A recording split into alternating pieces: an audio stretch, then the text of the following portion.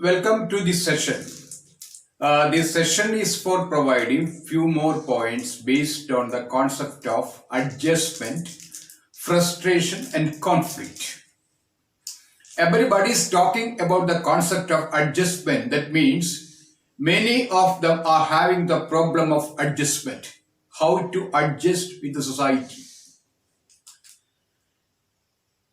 Then what do you mean by the concept of adjustment according to psychology? Adjustment means maintaining the balance between one's own need and the needs of the society. Maintaining the balance between one's own need and the needs of the environment. In other words, we can say maintaining an equilibrium regarding one's own needs and the interest of the society is considered to be adjustment. As I told you, many of them are having the problem of adjustment. Adjustment is basically a continuous process, and at the same time it is considered to be a two-way process. One has to make three types of adjustment in his life. They are personal, social and occupational. One has to make three types of adjustment in his entire life. Personal adjustment, that occupational adjustment and social adjustment. So regarding the personal adjustment with regard to physical development and health. And second one, adjustment with regard to mental development and health. Then the third one, emotional adjustment. And the fourth one, sexual adjustment. Adjustment with regards to the needs of the individual. The fifth one is considered to be adjustment with regard to the needs of the individual. So regarding the social adjustment, one has to make adjustment in his home, family relatives, then with neighbors and members of the public. These are the most important areas. We adopt two types of methods for adjustment. They are called direct method and indirect method. Indirect method of coping the adjustment is considered to be defense mechanism, mental mechanism or adjustment mechanism. Then what about the direct method? As I told you, we adopt two important methods for adjustment. They are direct method and the second one is indirect method. So regarding the first one, direct method, we have to improve our trials, or otherwise we can say increasing trials or improving our effort for adjustment. The number one is increasing trials, increasing effort. And the second strategy is considered to be adapting compromising means. Adapting compromising means. And the third one, withdrawal and submissiveness. And the fourth one is making proper choice. That means utilization of our intelligence. So remember, everybody is talking about the concept of adjustment. ഇങ്ങനെ പറയാൻ കാരണം പലപ്പോഴായി നമ്മുടെ സമൂഹത്തിനകത്ത് ഈ adjustment എന്ന് പറയുന്നത് വലിയൊരു പ്രശ്നമാണ്. അത് പറയാൻ എളുപ്പമുള്ളൊരു ഒരു പദമാണെങ്കിലും പ്രയോഗതലത്തിൽ ഒരുപാട് പ്രായോഗികമായിട്ടുള്ള ബുദ്ധിമുട്ടുണ്ടാക്കുന്ന ഒരു കാര്യമാണ്. ഒരു വ്യക്തി അയാളുടെ എൻറ്റയർ ജീവിത കാലഘട്ടത്തിൽ എന്ന് പറഞ്ഞാൽ അദ്ദേഹത്തിന്റെ ജീവിതകാലത്തിനിടയിൽ മൂന്ന് തരത്തിലുള്ള അഡ്ജസ്റ്റ്മെന്റ് ആണ് ചെയ്യേണ്ടി വരിക. ഒന്ന് പേഴ്സണൽ, മറ്റൊന്ന് സോഷ്യൽ, മറ്റൊന്ന് വൊക്കേഷണൽ. അദ്ദേഹത്തിന്റെ ഓക്യുപ്പേഷണൽ ആയിട്ടുള്ള അഡ്ജസ്റ്റ്മെന്റ്. ഇനി നമ്മളെ അഡ്ജസ്റ്റ് ചെയ്യാൻ വേണ്ടി നമ്മൾ ഉപയോഗിക്കുന്ന തന്ത്രങ്ങളെ നമ്മൾ മെത്തേഡ്സ് ഓഫ് അഡ്ജസ്റ്റ്മെന്റ് എന്ന് പറഞ്ഞത് ഡയറക്റ്റ് മെത്തേഡ് ഉണ്ട്, ഇൻഡയറക്റ്റ് മെത്തേഡ് ഉണ്ട്. ഈ ഇൻഡയറക്റ്റ് മെത്തേഡ് എന്ന് പറഞ്ഞത് നമ്മൾ അറിയാതെ ഉപയോഗിക്കുന്ന ഒരു അൺകോൺഷ്യസ് അറ്റംപ്റ്റ് ആണ്. അത് നിങ്ങൾക്കറിയാം. അതിനെ നമ്മൾ പറയുക ഡിഫൻസ് മെക്കാനിസം, അല്ലെങ്കിൽ മെന്റൽ മെക്കാനിസം, അല്ലെങ്കിൽ സൈക്കിക് മെക്കാനിസം എന്നൊക്കെ പല പേരിൽ അറിയപ്പെടുകയാണ്. ഇനി നമ്മൾ ഡയറക്റ്റ് ആയിട്ട് എങ്ങനെയാണ് നമ്മളെ അഡ്ജസ്റ്റ് ചെയ്യുക? ഇപ്പൊ നമ്മൾ ഒരു കാര്യത്തിന് വേണ്ടി നമ്മൾ കൂടുതൽ പ്രാവശ്യം ശ്രമിച്ചു, അപ്പൊ നമുക്ക് നേടുന്നില്ലെങ്കിൽ നമ്മുടെ എഫർട്ട് എന്ന് പറഞ്ഞ് നമ്മളിങ്ങനെ കൂട്ടിക്കൊണ്ടേയിരിക്കും. എന്ന് പറഞ്ഞാൽ increasing trials or improving our effort. നമ്മൾ ഒരു ലക്ഷ്യത്തിലേക്ക് പോകാൻ വേണ്ടി നമ്മൾ അത് തന്നെ തെരഞ്ഞെടുത്ത് നീങ്ങുന്നതിനാണ് നമ്മൾ പറയുക ഇൻക്രീസിങ് ട്രയൽസ് എന്ന് പറയുക. ഇപ്പൊ നമുക്കൊരു ഡ്രൈവിംഗ് ലൈസൻസ് എന്ന് പറഞ്ഞാൽ നമുക്ക് നേടണം എന്നുണ്ടെങ്കിൽ നമ്മൾ ആ നേടുന്നത് വരെ നമ്മൾ ഒരുപാട് പ്രാവശ്യം ഫ്രീക്വന്റ് ആയ ടെസ്റ്റിന് വിധേയമായി നമ്മുടെ ലക്ഷ്യത്തിലേക്ക് പോകും. കാരണം നമ്മൾ ഒരു പരാജയത്തിൽ നമ്മൾ വീണ്ടും പാഠം പഠിച്ച് പുതിയതിലേക്ക് നമ്മൾ പോയിക്കൊണ്ടിരിക്കും.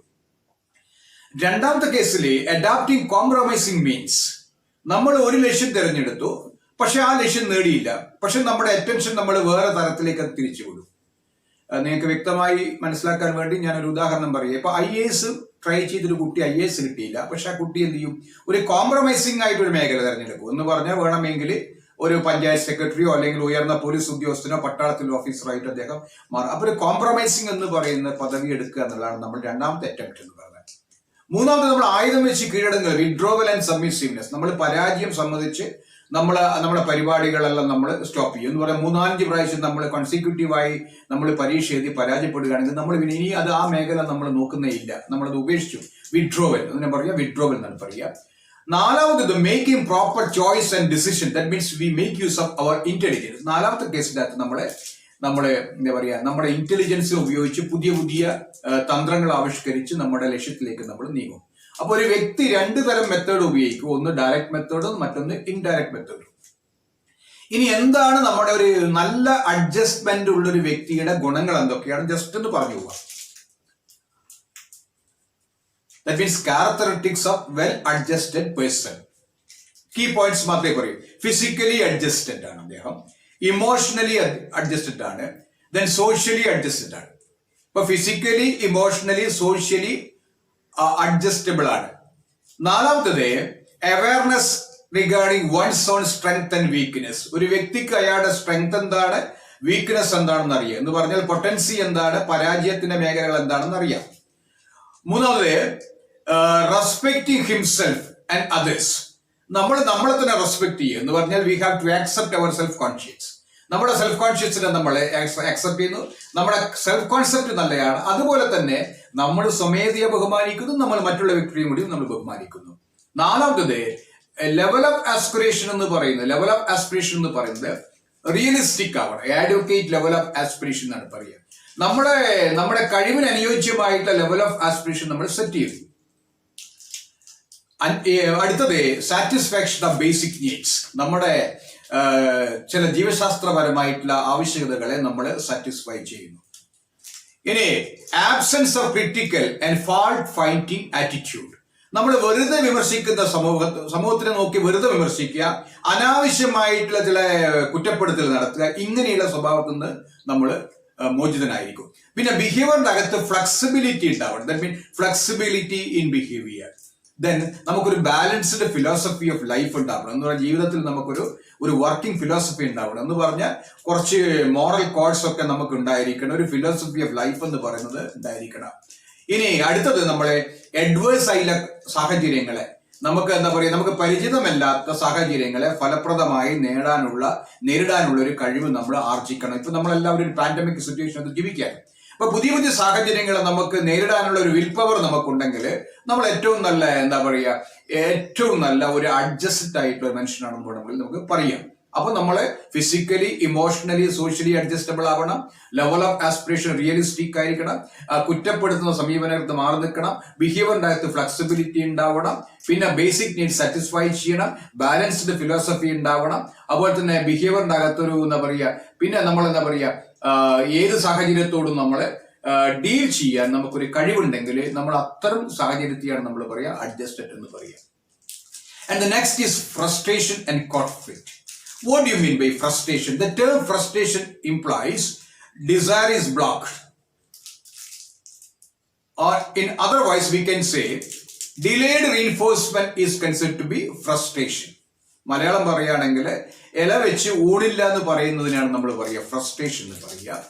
Then the conflict implies if we are attracting two equally important incompatible objects at the same time, that particular mental state is considered to be conflict. If we are attracting two equally important objects at the same time, that particular mental state is considered to be mental conflict. And Kurt Lewin, a famous development psychologist, has given 4 types of conflict. They are approach conflict, approach avoidance conflict, avoidance conflict, double approach avoidance conflict. Kurt Lewin എന്ന് പറഞ്ഞ German bone US psychologist ആണ്. അദ്ദേഹം പറയാണ് കോൺഫ്ലിക്റ്റിനെ നമുക്ക് 4ആയി തരംതിരിക്കാം. ഒന്ന് approach conflict ആണ്, മറ്റൊന്ന് അപ്രോച്ച് അവോയ്ഡൻസ് കോൺഫ്ലിക്റ്റ് ആണ്, മറ്റൊന്ന് അവോയ്ഡൻസ് കോൺഫ്ലിക്റ്റ് ആണ്, നാലാമത് ഡബിൾ അപ്രോച്ച് അവോയ്ഡൻസ് കോൺഫ്ലിക്റ്റ്. നോക്കുക നിങ്ങളെ കോൺഫ്ലിക്റ്റ് എന്ന് പറയുമ്പോൾ if we are attracting two equally important incompatible mental state, that particular aspect is known as mental conflict, basically classified into 4 types: approach, then approach avoidance, and double approach avoidance conflict. എന്താണ് ഈ approach എന്ന് പറയുമ്പോൾ ഒറ്റ വാക്കിൽ ഓർക്കുക, രണ്ട് positive ഗോളുകൾ, ഒരേ മാതിരിയുള്ള രണ്ട് പോസിറ്റീവ് ഗോൾ ആണെങ്കിൽ നമ്മൾ അതിനെ അപ്രോച്ച് എന്ന് പറയുന്നു. ഒരു പോസിറ്റീവ് ഗോളും ഒരു നെഗറ്റീവ് ആണെങ്കിൽ നമ്മൾ അവോയ്ഡൻസ് അപ്രോച്ച് കോൺഫ്ലിക്റ്റ് എന്ന് പറയുന്നു. രണ്ട് നെഗറ്റീവ് ആണെങ്കിൽ അതിനെ നമ്മൾ അവോയ്ഡൻസ് കോൺഫ്ലിക്റ്റ് എന്ന് പറയുന്നു. ഇനി ഒരു പോസിറ്റീവും ഒരു നെഗറ്റീവും അങ്ങനെയുള്ള ഒരു ഇതിനാണ് ഡബിൾ അപ്രോച്ച് അവോയ്ഡൻസ് എന്ന് പറയുക. ഒരേ കോൺടാക്സിൽ തന്നെ നമുക്ക് രണ്ടും ഉണ്ടാവും. ഉദാഹരണത്തിന് നമുക്കൊരു ജോലി കിട്ടി, ഒരു പോസിറ്റീവ് ഗോള, അതിന്റെ അകത്ത് തന്നെ ദുർഘടമുള്ള ഒരു ജോലിയാണ്, അതൊരു നെഗറ്റീവായ കാര്യങ്ങളാണ്. അല്ലെങ്കിൽ ഒരു ജോലി കിട്ടി പക്ഷെ വളരെ വിദൂരത്തായിട്ടുള്ള സ്ഥലത്താണ്, ദൂരത്തുള്ള സ്ഥലമാണ്, ഇങ്ങനെയുള്ള നമ്മൾ പറയും ഡബിൾ അപ്രോച്ച് അവോയ്ഡൻസ് കോൺഫ്ലിക്റ്റ് എന്ന് പറയുക. അപ്രോച്ചിന്റെ അകത്ത് തന്നെ നമ്മൾ ഒരു വശം തന്നെ ഒരു പോസിറ്റീവ് ഗോളിന്റെ അകത്ത് തന്നെ നമുക്കൊരു ഒരു നെഗറ്റീവായ കാര്യങ്ങൾ ഒളിഞ്ഞിരിക്കുമ്പോഴാണ് നമ്മൾ ഇതിനെ പറയുക ഡബിൾ അപ്രോച്ച് അവോയ്ഡൻസ് കോൺഫ്ലിക്റ്റ് എന്ന് പറയുക. ഇനി ഒന്നും കൂടി പറയാ, അഡ്ജസ്റ്റ്മെന്റ് എന്ന് പറയുന്നത് ബാലൻസിങ് അല്ലെങ്കിൽ എന്താ പറയുക making an equilibrium regarding one's own needs and the interest of the society. സൊസൈറ്റിയുടെ ഇൻട്രസ്റ്റിനെയും നമ്മുടെ നീഡ്സിനെ ഒരു ബാലൻസിങ് ചെയ്യുകയാണെങ്കിൽ അഡ്ജസ്റ്റ്മെന്റ് എന്നറിയാം. If you are not able to adjust that particular behaviour pattern is considered to be maladjustment. നമുക്ക് adjust ചെയ്യാൻ പറ്റുന്നില്ലെങ്കിൽ നമ്മൾ പറയാം മാൽ അഡ്ജസ്റ്റഡ് എന്ന് പറയുന്ന കാറ്റഗറിയിലേക്ക് നമ്മൾ പോകും. മാൽ അഡ്ജസ്റ്റ്മെന്റ്, അതിന് മറ്റു ചില റീസൺസ് ഉണ്ട്, അത് പേഴ്സണൽ ആയിട്ടുള്ള റീസൺസ് ഉണ്ട്, എൻവയോൺമെന്റൽ ആയിട്ടുള്ള റീസൺസ് ഉണ്ട്. എന്ന് പറഞ്ഞാൽ ഈ സാഹചര്യത്തുമായി നമുക്ക് അഡ്ജസ്റ്റ് ചെയ്യാൻ പറ്റുന്നില്ലെങ്കിൽ മാൽ അഡ്ജസ്റ്റഡ് എന്ന് പറയുന്ന ഒരു മേഖലയിലേക്ക് നമ്മുടെ ബിഹേവിയർ എന്ന് പറയുന്നത് നീക്കപ്പെടും എന്നാണ് ഈ ഘട്ടത്തിൽ പറയാനുള്ളത്. ഇത് നിങ്ങൾക്ക് അത്യാവശ്യം അറിയേണ്ട ഒരു കോൺസെപ്റ്റാണ് ഈ ഫ്രസ്ട്രേഷൻ, കോൺഫ്ലിക്റ്റ്, അതുപോലെ തന്നെ അഡ്ജസ്റ്റ്മെന്റ് എന്ന് പറയുന്നത്.